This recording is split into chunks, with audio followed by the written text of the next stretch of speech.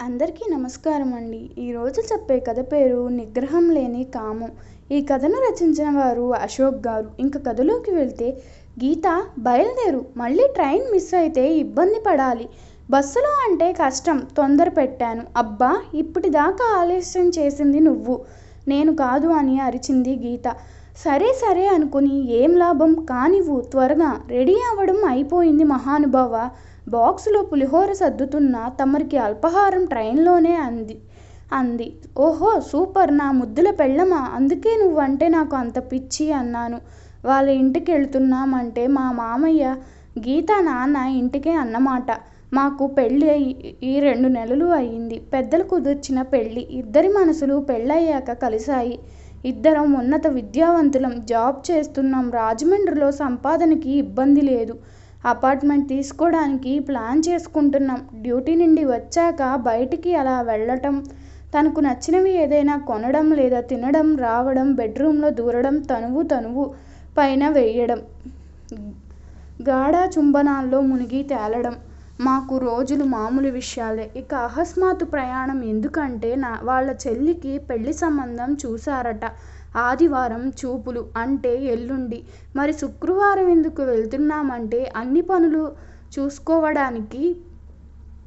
ఇద్దరు ఆడపిల్లలున్న మామయ్య నన్ను కొడుకులా చూస్తాడు. అదే నాకు ఆయనలో నచ్చే గుణం. కాకపోతే నేను గీతని రాత్రులు వదిలి ఉండలేను. పెనవేసుకుని తాపం తీర్చుకుని పడుకోవాలి, లేదా నిద్ర రాదు. వాళ్ళ ఇల్లు అంత పెద్దది కాదు. ఈ 2 రోజులు నాకు పస్తు తప్పేలా లేదు. అదొక్కటే నా బాధ. అది గీతకి చెప్తే 2 రోజులు కూడా నన్ను ప్రశాంతంగా ఉండనివ్వా, ఎప్పుడూ అదే ధ్యాస నీకు అని అంటుంది. మనకు పెళ్ళై 30 సంవత్సరాలు అవ్వలేదు, 2 నెలలు అయ్యింది అంతే. 25 ఏళ్ల బ్రహ్మచార్యం నువ్వు వచ్చాక ఎగిరిపోయింది. మరి సంసార సుఖం ప్రతిరోజు పొందాలి కదా అంటుంటాను. ఉదయం 8:30కి రాజమండ్రి రైల్వే స్టేషన్లో ఇస్కోట్ ఎక్కితే వెళ్ళేసరికి 10:55 అవుతుంది. వాళ్ళ ఇంటికి చేరేసరికి ట్రాఫిక్లో 12 అయ్యింది. అన్ని మాటలు అయ్యాక రాత్రికి చికెన్ వండి భోజనాలు పెట్టారు. బాగా తిన్నాను. ఇక నిద్రకు ఉపక్రమించే సమయం అయ్యింది. కోసం ఒక గది ఇస్తా అన్నా కూడా గీత వద్దు చెల్లి దగ్గర పడుకుంటాను అన్నది. అబ్బా అనుకున్నాను. గీత ప్లస్ వాళ్ళ చెల్లి ఒకే గదిలో పడుకున్నారు. ఇంకో గదిలో వచ్చిన వేరే బంధువులు పడుకున్నారు. నన్ను మాత్రం గీత లేకపోవడంతో హాల్లో పడుకోమన్నారు. అత్తయ్య మామయ్య కూడా హాల్లోనే పడుకున్నారు. కింద చాపలు పరిచి పైన పరుపులు వేశారు. మెత్తగా ఉంది. లైట్స్ ఆపేశారు. నాకు లోపల ఆవేశం ఆగట్లేదు.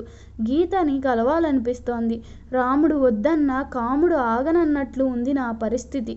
3 తారాస్థాయికి చేరింది. మామయ్య గురక రీసౌండ్ వస్తోంది. అత్తయ్య నేనేం తక్కువ కాదు అన్నట్టు గురకలో మామయ్యతో పాటు పోటీ పడుతోంది. ఒకవైపు గురక చిరాకు, మరొక వైపు మనసులో శరీరంలో పుట్టిన వేడి కాల్చేస్తోంది.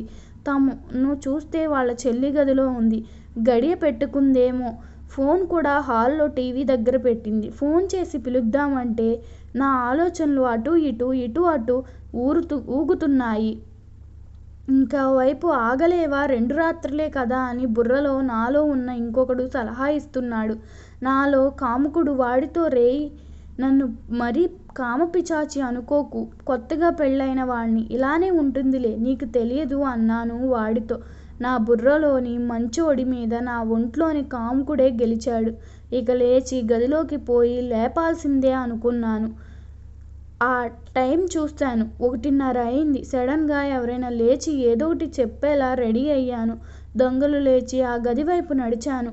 ఆ గది తలుపు నెట్టాను. తలుపు తీసే ఉంది. గడియ పెట్టి లేదు. తలుపు తోస్తే ఖచ్చితంగా సౌండ్ వస్తుంది అనుకుంటూ కొద్దిగా తోస్తుండగా మామయ్య గురక సడన్గా ఆగింది. నాకు ఒళ్ళు జల్లుమంది. అయినా పెళ్ళాం దగ్గరికి పోవడానికి ఇదేంట్రా అనుకున్నాను. గురక మళ్ళీ మొదలయింది. అమ్మయ్య అనుకుని తలుపు అలా నెమ్మదిగా నెడుతూ ఎలాగో తీసేసరికి లోపల అంతా చీకటి.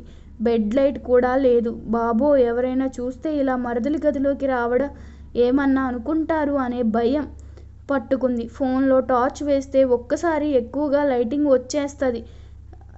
జస్ట్ పవర్ ఆన్ బటన్ నొక్కితే డిస్ప్లే లైట్ వెలిగింది.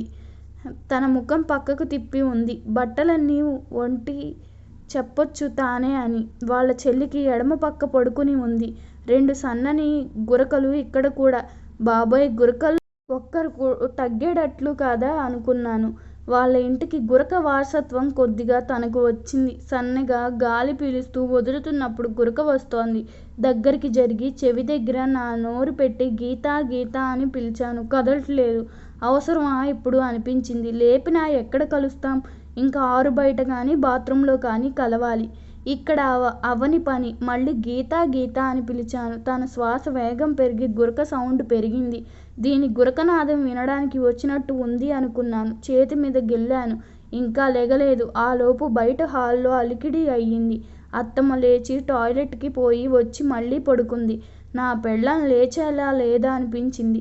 మళ్ళీ గట్టిగా గిల్లాను. నాకు తెలిసి మార్కు పడి ఉంటుంది ఆ గిల్లుడికి. ఉపయోగం లేదు, లెగలేదు. ఇక జారుకోవడం మంచిది అనుకుని నెమ్మదిగా వచ్చి తలుపు దగ్గరకేసి నా స్థానంలో నేను పడుకున్నాను. ఉదయం లేచి చూసిన నా కళ్ళని నేనే నమ్ముకోలేకపోయాను.